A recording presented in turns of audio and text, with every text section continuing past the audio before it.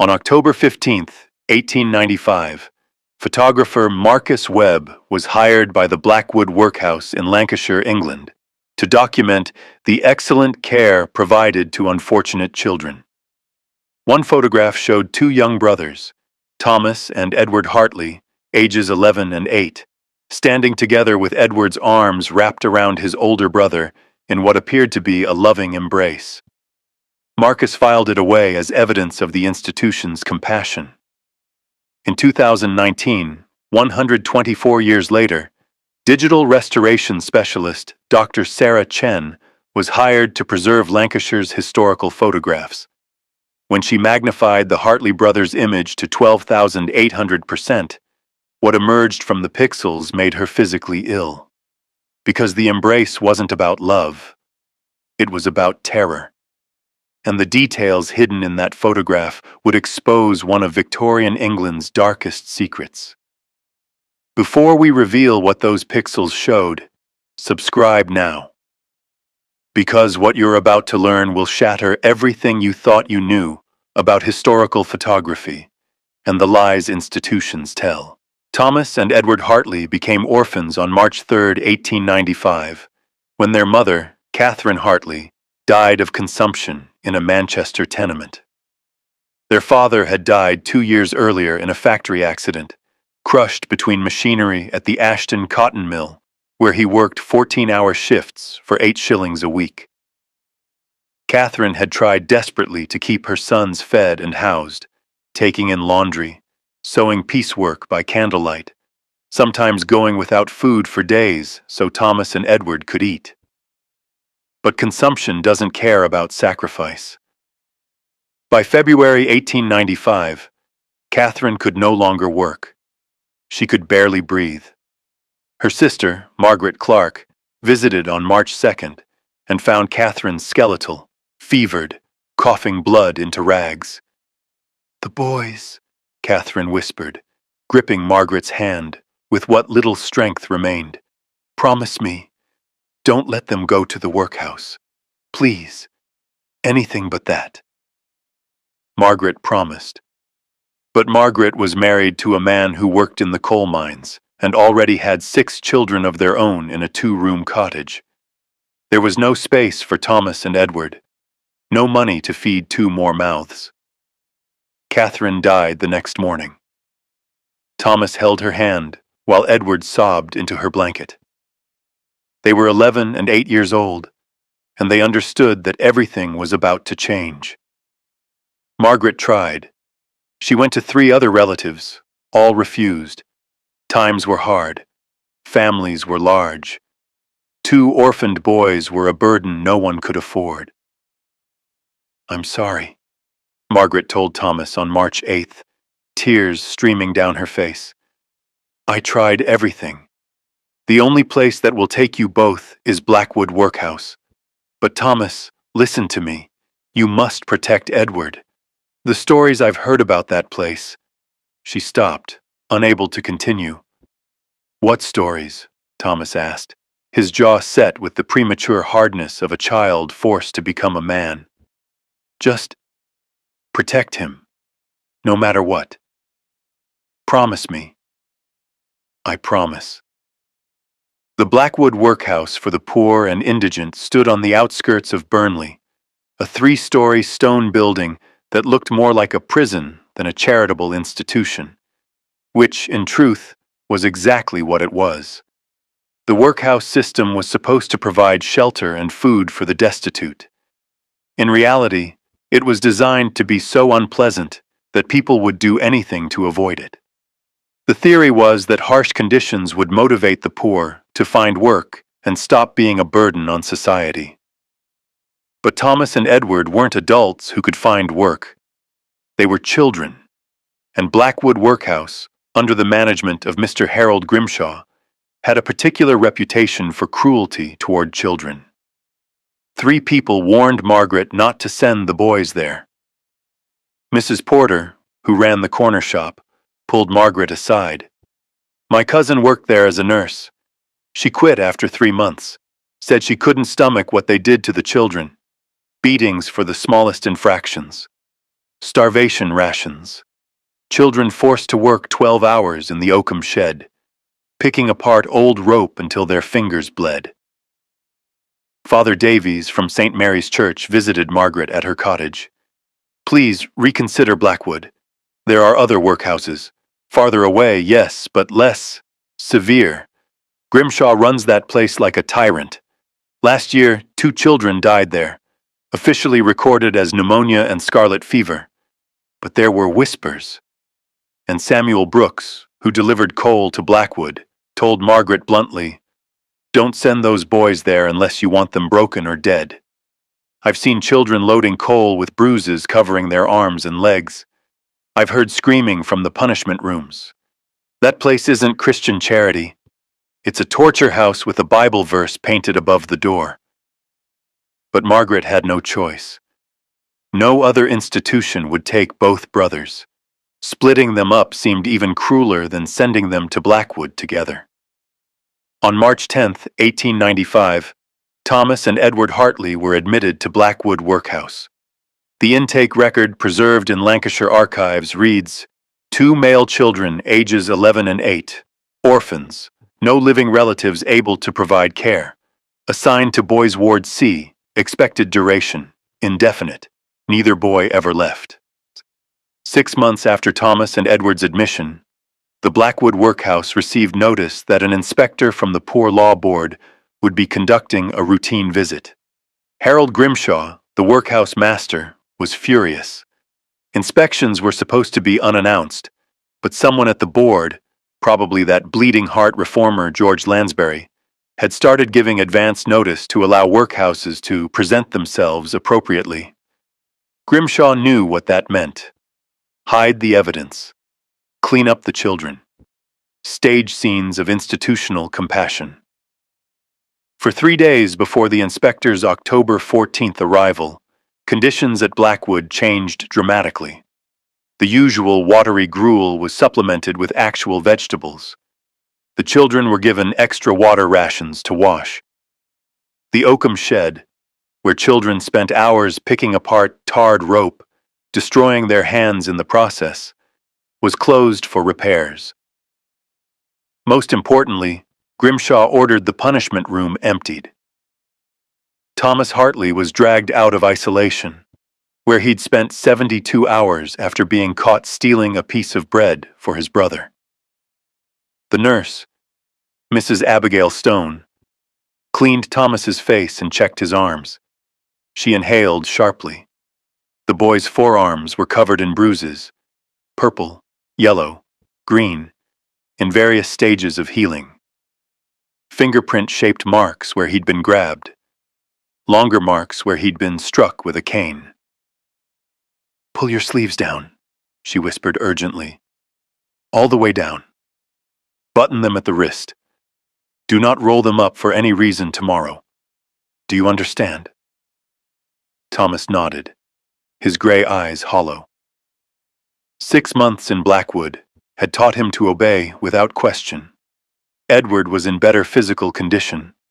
Thomas had been taking punishments meant for his younger brother, intercepting blame, accepting beatings to spare the 8-year-old.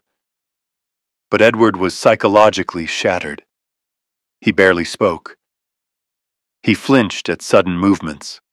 At night, he had nightmares that made him scream until Thomas held him.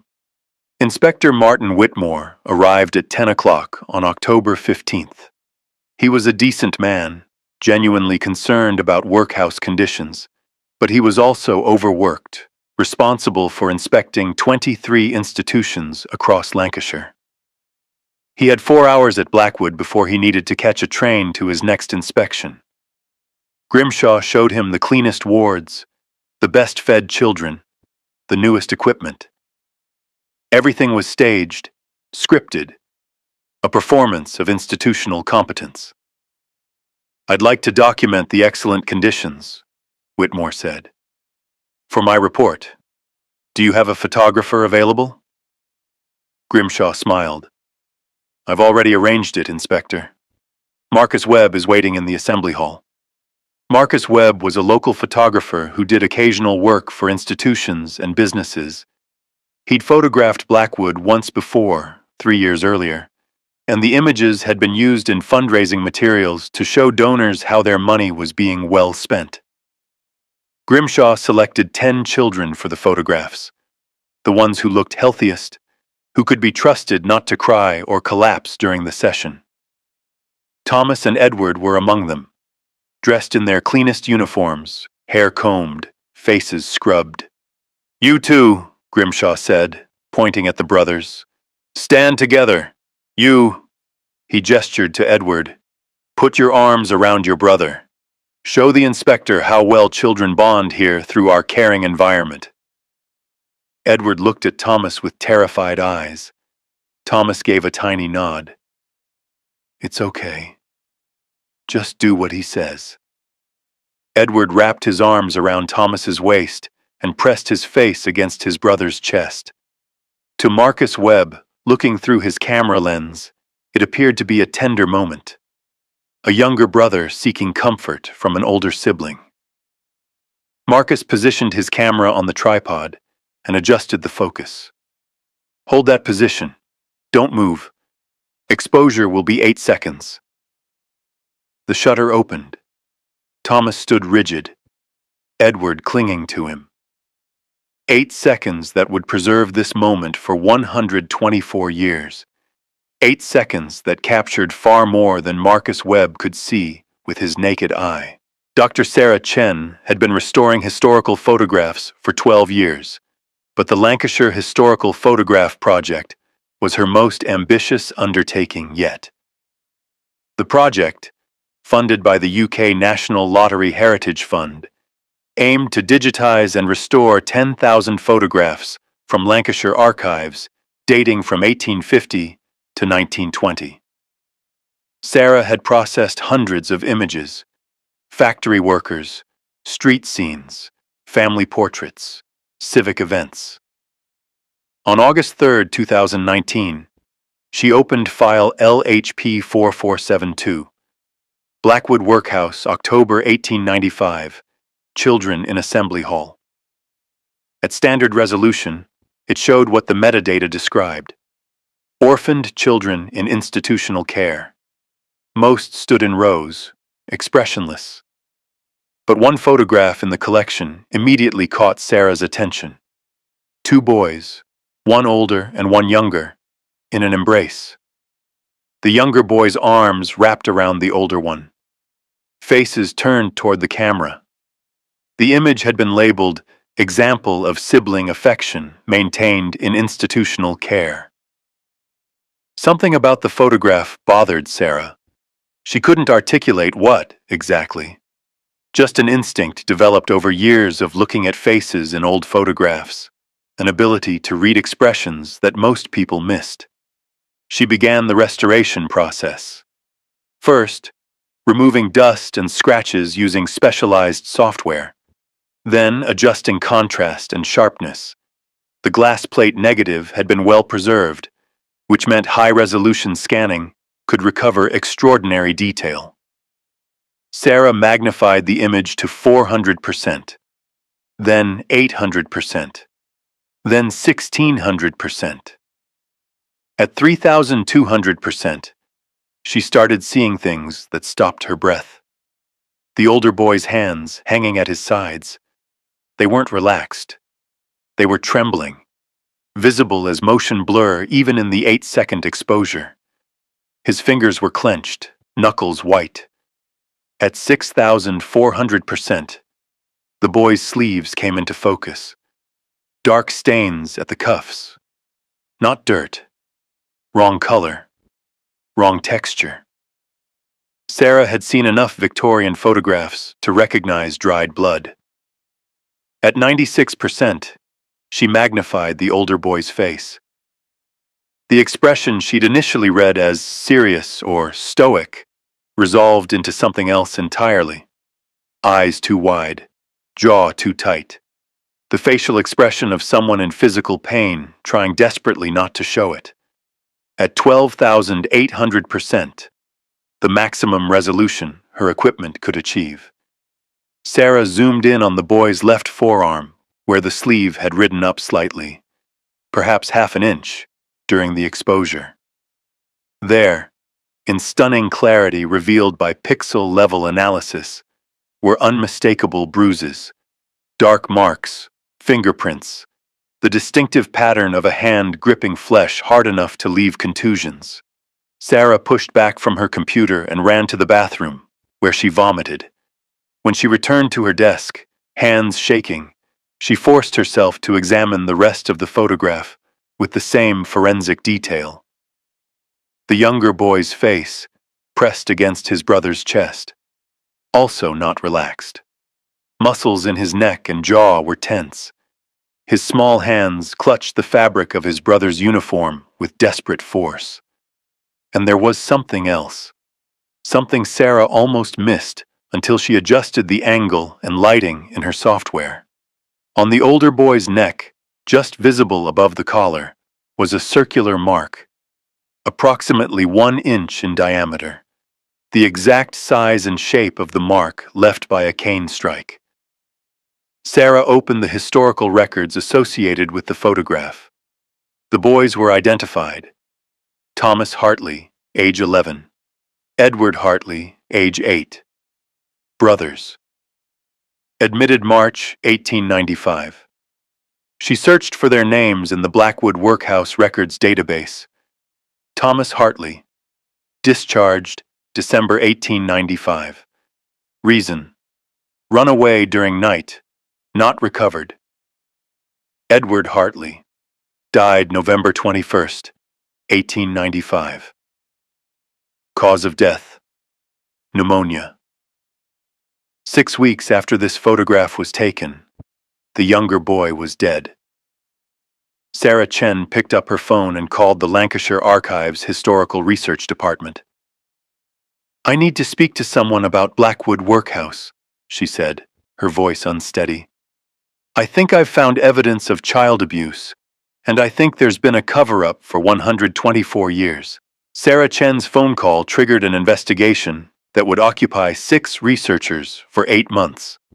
The Lancashire Archives contained extensive records from Blackwood Workhouse: admission logs, financial ledgers, death certificates, correspondence, and inspector reports. But these official documents painted a picture of institutional competence and appropriate care.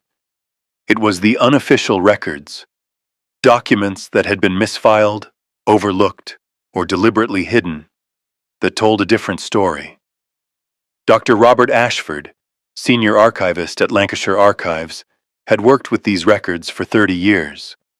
When Sarah showed him the magnified photograph, his immediate response was, "I need to pull the inquiry files." "What inquiry files?" Sarah asked. In 1896, there was a parliamentary inquiry into conditions at several Lancashire workhouses, including Blackwood. It was triggered by a series of anonymous letters sent to George Lansbury, the social reformer. The inquiry was inconclusive, officially. But the witness testimonies were sealed for 100 years. They became public in 1996. Nobody's really looked at them since. Robert retrieved Box 47J from secure storage.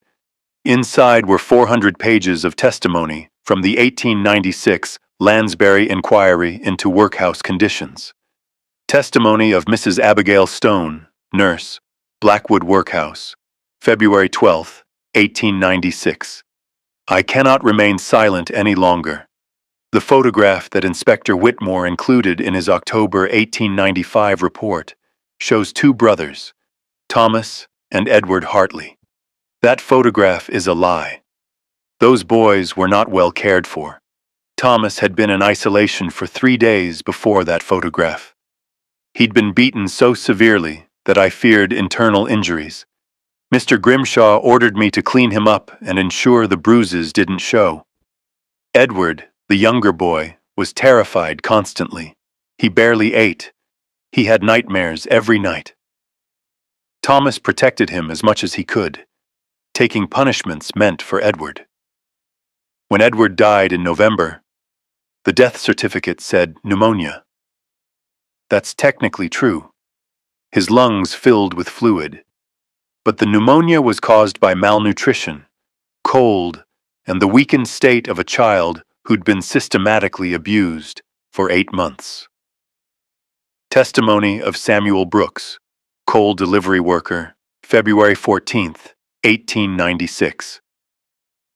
I delivered coal to Blackwood twice weekly for 5 years. I saw things that made me sick. Children with bruises. Children so thin you could count their ribs. In September 1895, I saw a boy, maybe 10 or 11 years old, loading coal into the shed. His hands were bleeding. When I asked if he was all right, Mr. Grimshaw appeared and told me to mind my business.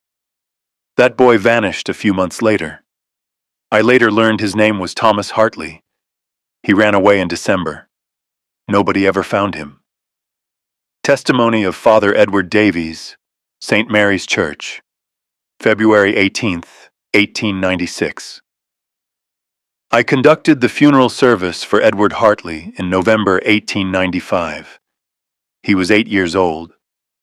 He weighed approximately 40 pounds, at least 15 pounds underweight for his age. The undertaker, Mr. Mills, showed me the body privately and pointed out extensive bruising on the child's back and legs. He said it was inconsistent with death by pneumonia alone. I reported this to the Poor Law Board. No action was taken. Most damning was a letter discovered in Harold Grimshaw's personal correspondence, dated October 20th, 1895, 5 days after the photograph was taken. The inspection was a complete success. Whitmore saw exactly what I wanted him to see. The photographs will be useful for fundraising. The board is satisfied. We can return to normal operations. The Hartley boys caused considerable trouble during preparations, but they've been appropriately disciplined. The younger one is showing signs of illness, but I expect he'll recover or be removed from the roles soon enough. Edward died 1 month later. Thomas disappeared 6 weeks after that. For 124 years, no one knew what happened to Thomas Hartley after he ran away from Blackwood Workhouse in December 1895. But in October 2019, 3 months after Sarah Chen began her investigation, a woman named Margaret Preston contacted the Lancashire Archives. I saw the news story about the Blackwood photograph, Margaret said on the phone. I think my great-great-grandfather might be one of those boys. Margaret's great-great-grandfather was named Thomas Hartley. He'd never spoken about his childhood, except to say that he'd been orphaned young and had a difficult time before finding better circumstances. He'd changed his surname to Preston when he enlisted in the military in 1900, possibly to avoid being returned to institutional care. Margaret provided photographs of Thomas as an adult, an elderly man in the 1950s, surrounded by grandchildren, smiling, but with eyes that held decades of unspoken pain. Sarah compared the 1895 photograph with images of Thomas Preston in later life. Facial recognition software, accounting for age progression, returned a 94% probability match. Thomas Hartley had survived. He'd escaped Blackwood at age 11 in the middle of winter and somehow made his way to Liverpool, where he'd been taken in by a merchant ship captain who needed a cabin boy. He'd spent his teenage years at sea, enlisted in the army at age 16 by lying about his age, and eventually settled in Southampton, where he worked as a dock worker, married, and raised 4 children. He never spoke about Edward. His children and grandchildren didn't even know he'd had a brother. But Margaret found something in Thomas's effects after researching her family history. A small leather journal written in 1948 when Thomas was 64 years old. He'd been ill and apparently felt compelled to finally document what happened. The journal entry dated March 15, 1948. I am an old man now, and maybe I should let the past stay buried. But I see Eddie's face every night when I close my eyes. He was 8 years old, and he died because I couldn't protect him. I promised Mum I would protect him. I promised Aunt Margaret I would protect him. I failed. Blackwood Workhouse killed my little brother as surely as if they'd put a knife in him. They starved him, beat him, worked him until he couldn't stand, and when he got sick, they let him die. I ran away because I knew I was next. I was a coward. I left Eddie's grave behind, and I've carried that guilt for 53 years. If there's a God, I hope he punishes the men who ran that place. I hope they suffered the way Eddie suffered. The journal, combined with the photograph, the inquiry testimonies, and Sarah's digital restoration work, was presented to the UK Parliament's Historical Injustices Committee in March 2020. On November 21st, 2020, exactly 125 years after Edward Hartley's death, Parliament passed the Historical Institutional Abuse, Recognition and Remedies Act 2020, nicknamed the Hartley Act. The law did three things. First, it established a formal process for investigating historical cases of institutional child abuse and issuing posthumous acknowledgments to victims. Second, it created a national database of workhouse records, residential schools, and other institutions, making it easier for researchers and descendants to access historical evidence. Third, it provided funding for memorials and educational programs ensuring that the victims of institutional abuse would never be forgotten. The law was imperfect. It couldn't bring Edward back, couldn't erase Thomas's trauma, couldn't punish the men who'd committed these crimes. But it was recognition. It was acknowledgement. It was the government finally saying, "This happened. It was wrong. We remember." On October 15th, 2021, exactly 126 years after Marcus Webb took the photograph, a memorial was unveiled at the site of the former Blackwood Workhouse. The building itself had been demolished in 1952. The land had become a small public park in Burnley, unremarkable except for a single stone wall that had been preserved from the original structure. The memorial was a bronze sculpture. Two boys, one older and one younger, standing together. The older boy's hand rests protectively on the younger one's shoulder. Both face forward, looking toward a future they never got to see.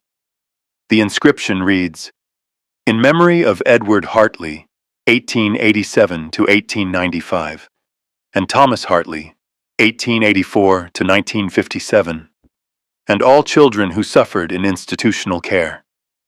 Edward died here age 8. Thomas survived but carried the wounds forever. May we never forget. May we never repeat." Sarah Chen attended the unveiling, along with Margaret Preston and 3 of Thomas's great-great-grandchildren.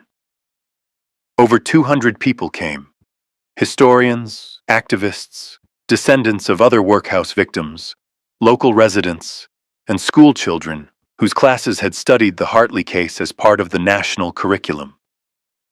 The photograph, both the original version and Sarah's restored, magnified version, was displayed on informational panels around the memorial.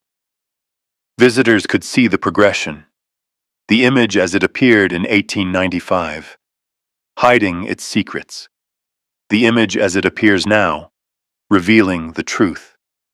"This photograph taught us something crucial," Sarah said during the dedication ceremony. "It taught us that historical images aren't neutral documents.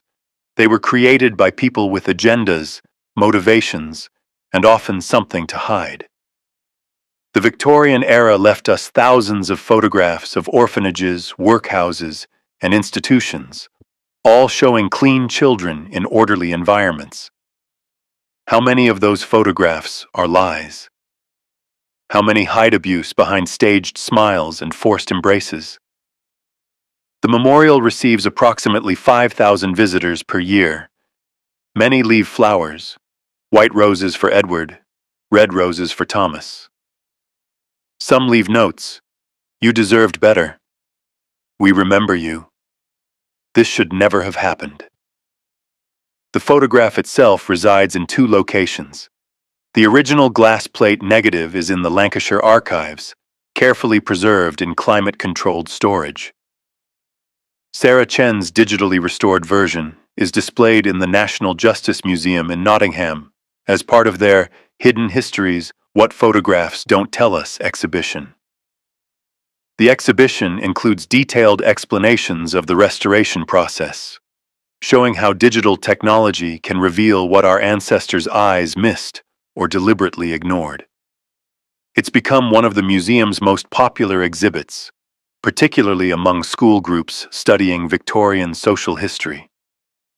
In 2023, the BBC produced a documentary titled The Hartley Brothers, A Photograph's Secret. It was viewed by 4.2 million people and nominated for a BAFTA. The documentary included interviews with Sarah Chen, Margaret Preston, historians, and digital forensics experts who explained how pixels can preserve evidence of crimes long after the perpetrators have died. Thomas Hartley died in 1957, age 73, surrounded by children and grandchildren who loved him. He'd built a good life from terrible beginnings. But Margaret Preston, his great-great-granddaughter, said something at the memorial unveiling that captured the tragedy perfectly. My great-great-grandfather survived Blackwood, but a part of him died there with Eddie. He carried that trauma for 62 years. He never spoke about it. He never healed. The memorial isn't just for Eddie, who died. It's for Thomas, who survived, but never really escaped. And it's for all of us who carry the inherited trauma of what was done to our ancestors in the name of charity. Edward Hartley was 8 years old when he died. He loved his brother. He was afraid of the dark. He died cold, hungry, and in pain in an institution that was supposed to care for him. Thomas Hartley was 11 years old when he lost the only family he had left. He ran away into winter darkness and somehow survived. He built a life. But he never stopped seeing his brother's face. The photograph shows an embrace. What it really shows is a boy trying desperately to protect his brother from a world determined to break them both. 124 years later, we finally see the truth. We finally acknowledge what happened. We finally say their names. Thomas and Edward Hartley. They mattered. Their pain mattered. Their story mattered. And the photograph that once hid their suffering now ensures they'll never be forgotten. The memorial stands in Burnley, Lancashire. Visit to pay your respects. Subscribe to learn more stories of those history tried to silence.